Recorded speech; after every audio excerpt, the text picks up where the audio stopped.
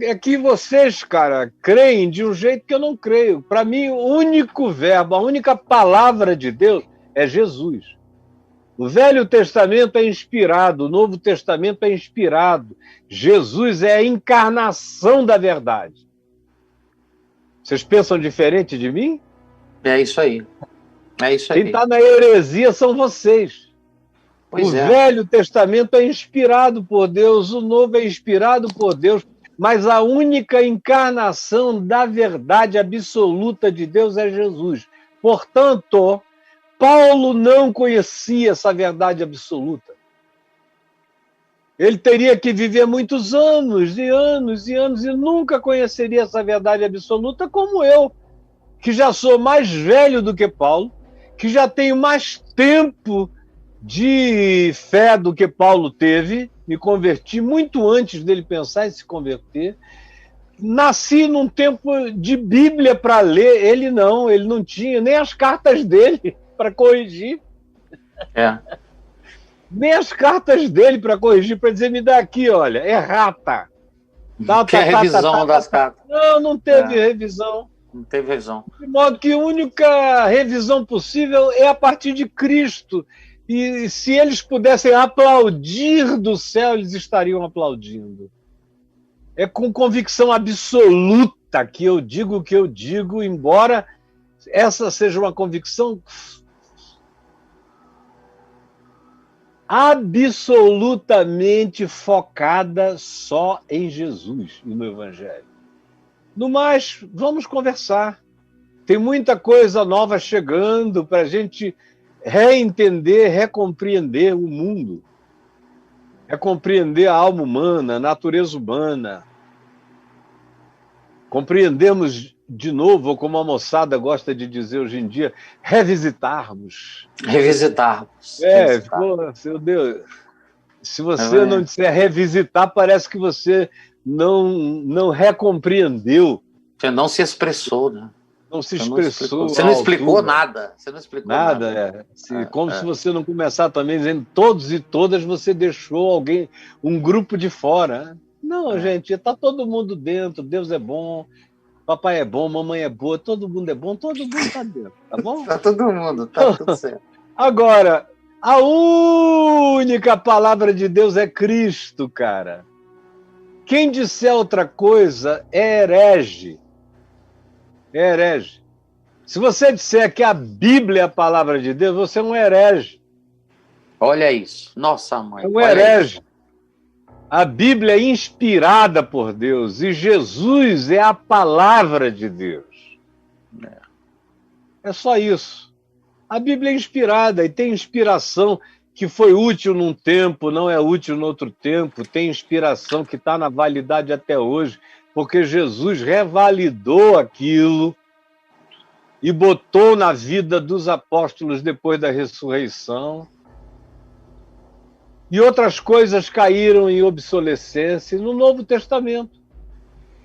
O Novo Testamento não é a palavra de Deus, Jesus é a palavra de Deus. O Novo Testamento é um texto com erros gramaticais, com erros de cronologia, com erros históricos, alguns deles. O Novo Testamento depois dos evangelhos, são cartas, histórias. Atos é história, passível de conserto aqui, ali, ou de adição, coisas que ele passou rápido demais por cima, que tinha algo a mais a dizer. Mas não era o caso, ele só queria contar uma história com um objetivo, ele não estava sendo exaustivo nem minucioso. A mesma coisa nas cartas de Paulo. As cartas de Paulo, por exemplo, uma das razões pelas quais a maioria dos eruditos crê que Hebreus não foi escrito por Paulo é porque a Epístola aos Hebreus praticamente não tem erro de grego nenhum.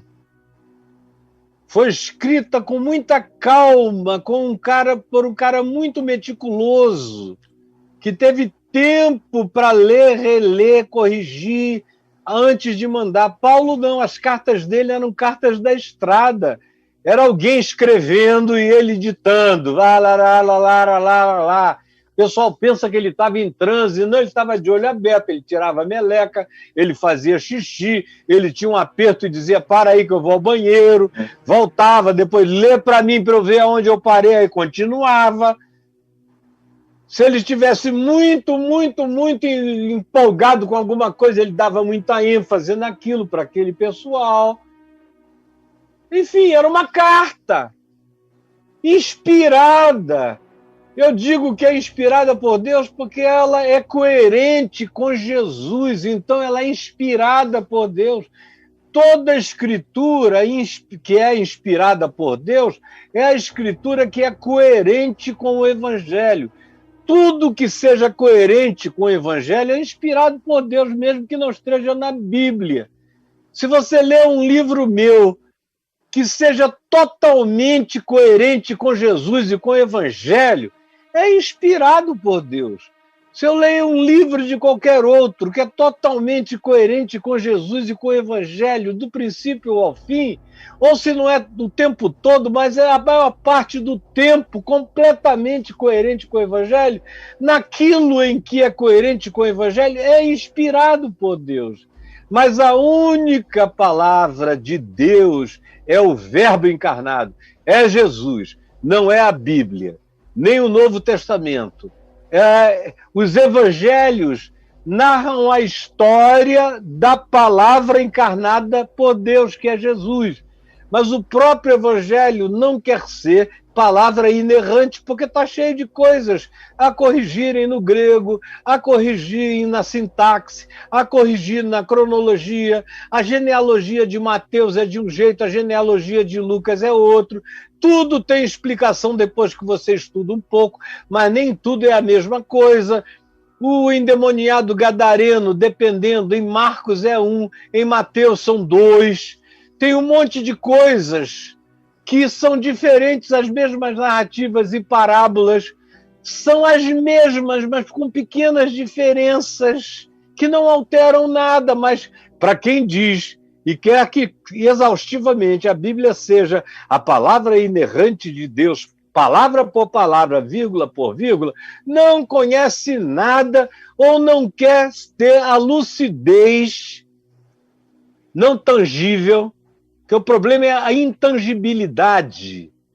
Quando você diz Jesus é a única palavra encarnada de Deus, aí você não tem Jesus para carregar embaixo do braço. A Bíblia ficou, de Gutenberg para cá, é que a Bíblia virou a palavra inspirada por Deus que a gente pode brandir na cara dos incrédulos. Do contrário, não era antes. Paulo diz, não deixes de trazer os livros.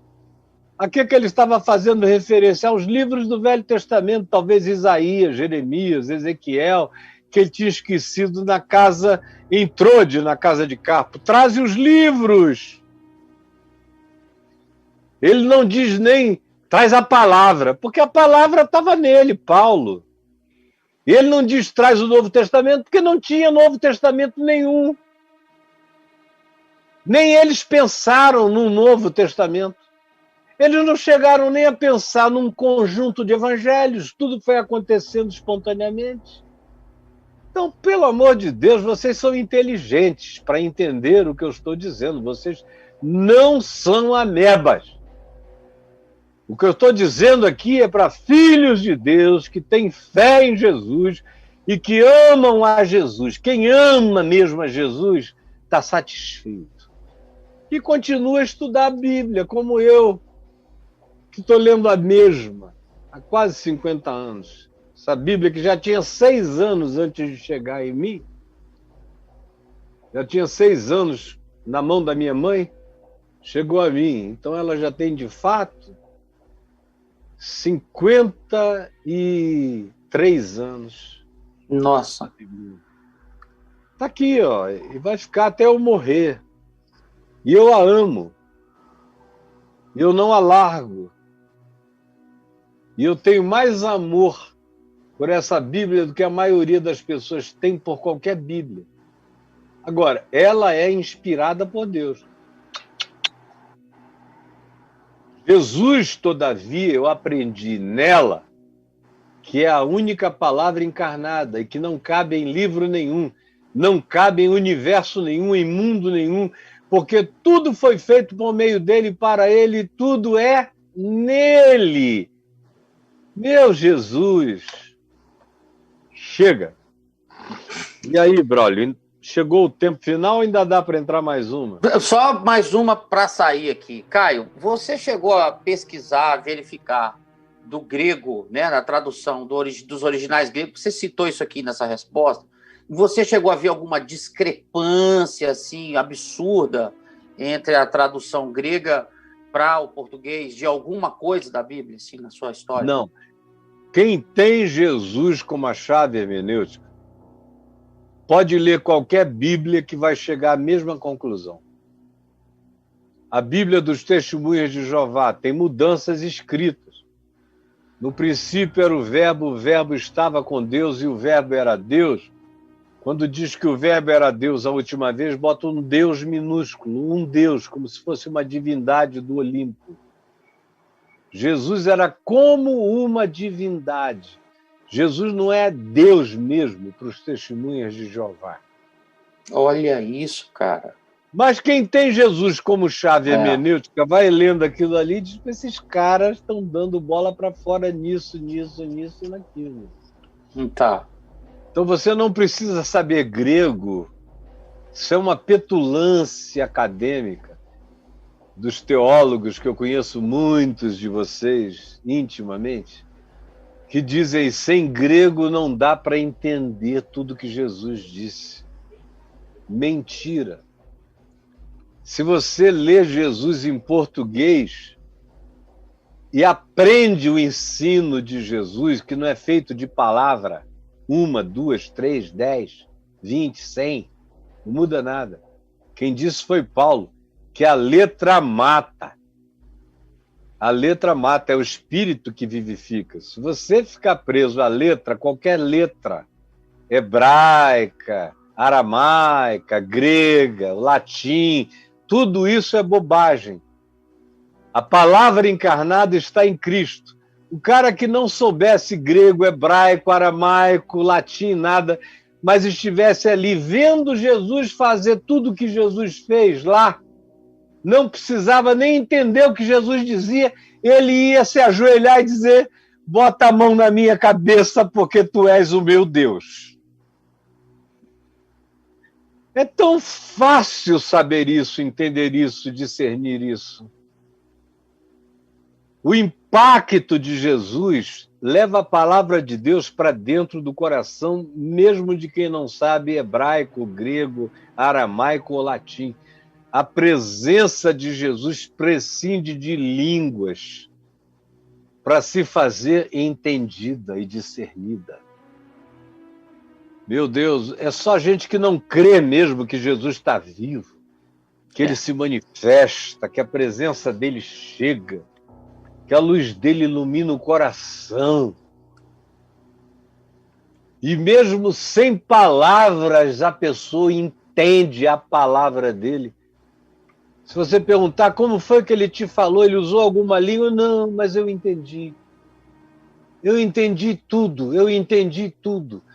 Mas quais foram as palavras? Não, eu não sei, acho que foi até sem palavras, mas eu entendi tudo. Quem crê no Espírito Santo e quem crê que Jesus ressuscitou dos mortos, não tem nenhum problema em relação a isso. E não acha que é preciso ter conhecimento de algumas línguas especiais para entender Deus melhor. A gente compreende a vontade de Deus quando a gente a pratica. Quando a gente a põe em prática, Jesus diz que a gente entende. Quem não põe em prática não entende nunca, mesmo que tenha todo o conhecimento acadêmico do mundo, e acabou o nosso tempo.